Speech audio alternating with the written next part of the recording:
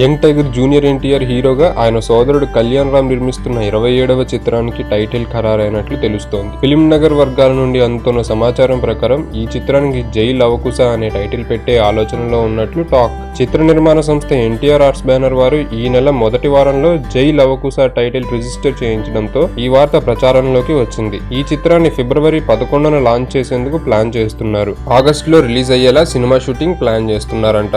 ఈ చిత్రంలో ఎన్టీఆర్ 3 పాత్రల్లో కనిపిస్తారని టాక్. దేవిశ్రీ ప్రసాద్ సంగీతం అందించబోతున్న ఈ చిత్రానికి బాలీవుడ్ లో 3 ఇడియట్స్, పీకే, మొహంజదారో వంటి భారీ చిత్రాలకు పనిచేసిన సినిమాటోగ్రాఫర్ సీకే మురళీధరన్ పనిచేయబోతున్నారు. రవితేజతో పవన్ కళ్యాణ్ తో సర్దార్ గబ్బర్ సింగ్ చిత్రాలను తెరకెక్కించిన కేఎస్ రవీంద్ర ఈ చిత్రానికి దర్శకత్వం వహించబోతున్నారు. త్వరలో నటీనటుల వివరాలు ప్రకటించబోతున్నారు. ఇప్పటికే టెంపర్, నాన్నకు ప్రేమతో, జనతా గ్యారేజ్ లాంటి చిత్రాలతో వరుస హిట్లు కొట్టిన ఎన్టీఆర్ జై లవకుశ పేరుతో సినిమా చేస్తున్నారనే వార్తలు ప్రచారంలోకి రావడంతో ఈ సినిమా ఎలా ఉండబోతుందనే విషయం ఆసక్తికరంగా మారింది. ఏది ఏమైనా జై లవకుశ టైటిల్ విషయంలో అఫీషియల్ ప్రకటన ఇంకా రావాల్సి ఉంది.